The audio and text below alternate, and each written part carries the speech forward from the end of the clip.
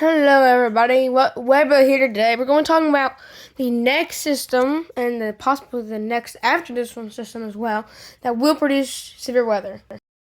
Alright, to go ahead and start us off, we have a day 1, enhanced risk of severe weather in western Texas. That does come with an enhanced risk of tornadoes or a 10% hatched.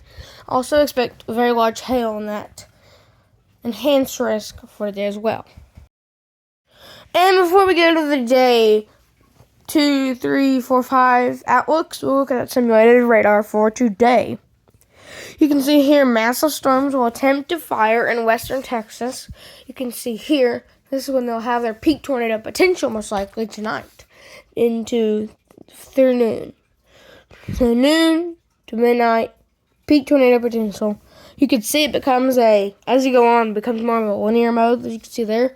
But that very quickly withers away as we go into the morning hours of tomorrow. Alright, here's the day 2 outlook. We're not going to go over it too much because day 1 and day 3 outlooks are much more extreme. But you still need to be watching for isolated tornadoes, hail, and wind in these areas because there is a very real chance of seeing those.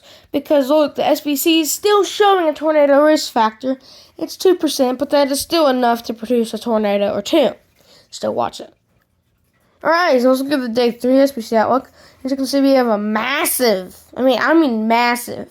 enhanced risk of severe weather in Oklahoma and Kansas. Also a bit in Nebraska there.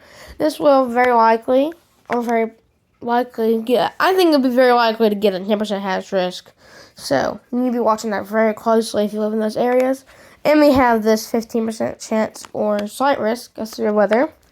On day 4 outlook, I think this will do something very similar to the day 3 outlook because it has access to the same amount of energy for the most part as day 3.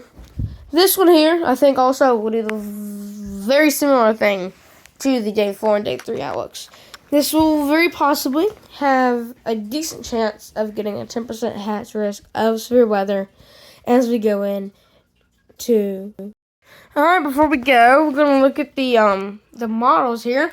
This is looking a little farther out. You can see what's fueling the system. A large kink in the jet stream, polar jet stream to be exact, has formed over the Rocky Mountains and is moving very rapidly to the east. This is going to create major problems as we go into this week. And look at this. Next week, we've got another one coming in. This one very possibly will do the same thing this one has done, sparking many severe weather outbreak days. And of course, when I could not end the video, I've had a word from our sponsor, Saz Family Feeding and Supply. And if you're not aware, they are on Highway 10, Newton, North Carolina. And for extra information, you can find their Facebook page. And if you haven't done it so far, we've been keeping track of these beautiful white wave petunias that have been gifted to us and the soil to grow them in by Saz Family Feeding and Supply.